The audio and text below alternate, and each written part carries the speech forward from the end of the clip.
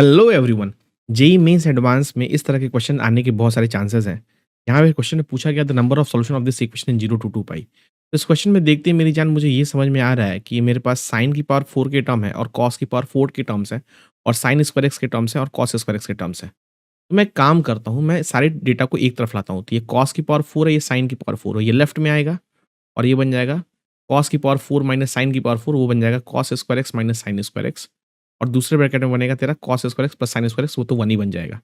और ये जो क्वांटिटी, ये 2 क्वांटिटी अगर ये लेफ्ट में आएगी तो एलसीएम लेने 1 upon cos square x minus का 1 अपॉन साइन स्क्वायर एक्स। जब तू एलसीएम लेगा तो वो बनेगा तेरा साइन स्क्वायर एक्स माइनस का कॉस स्क्वायर एक्स और नीचे में बनेगा तेरा sign square x cos square x. और ये क्वांटिटी तेरी 0 बन जाएगी। इस क्वांटिटी में मुझे ये दिख रहा है कि ये क्वांटिटी जो है वो cos 2x का काम कर रहा है। तो अगर मैंने यहाँ पे इस क्वांटिटी को cos 2x लिया तो ये क्वांटिटी माइनस cos 2x हो जाएगी, राइट?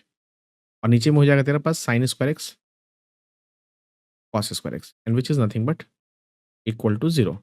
यहाँ से मुझे दिख रहा है कि अगर मैंने cos 2x कॉमन लिया तो यहाँ बनेगा बनेगा 1 माइनस और ये बनेगा तेरा 1 upon sine square x cos square x, right? और ये क्वांटिटी तेरी 0 मिलेगी। यहाँ से मेरे पास 2 पॉसिबिलिटी, cos 2x की वैल्यू 0 हो जाए या फिर 1 इज़ इक्वल टू दूसरा वाला ब्रैकेट 0 हो जाए, which is nothing but 1 upon sine square x cos square x. और ये जो सेकंड वाली चीज़ है वो पॉसिबल नहीं है, बिकॉज़ ये 1 की वैल्यू किसके बराबर होगी? Sec square x multiply by cosec square x. अब यार ये देख, ये क्वांटिटी हमेशा ग्रेटर देन इक्वल टू 1 होती है और ये क्वांटिटी भी तेरी 1 से बड़ी होती है, करेक्ट? और दोनों एक पॉइंट पे कभी भी 1 के बराबर नहीं हो सकते, तो ये क्वांटिटी कभी पॉसिबल नहीं है, राइट? अगर तू चाहेगा कि सेक स्क्वायर एक्स को 1 कर दूँ, तो उसी पॉइंट पे तेरा कोसेक स्क्वायर भी 1 हो जाए, ये पॉसिबल नहीं है। तो मेरे को बस cos 2x is equal to 0 का नंबर ऑफ सॉल्यूशन चाहिए। तो बेटा ये बता मेरे को, x की वैल्यू 0 से 2 पाई जा रही है, तो 2x की वैल्यू कहाँ से कहाँ तक जाएगी? 0 से 4 पाई में। और 0 से 4 पाई में मेरे को ये पता करना है कि cos कितनी बार 0 हो रहा है। तो cos का अगर तू डायग्राम बनाएगा 0 से 4 पाई में, ये तेरा डायग्राम होगा, ये तेरा 2 पाई है और ये तेरा 4 पाई है, राइट? है ना?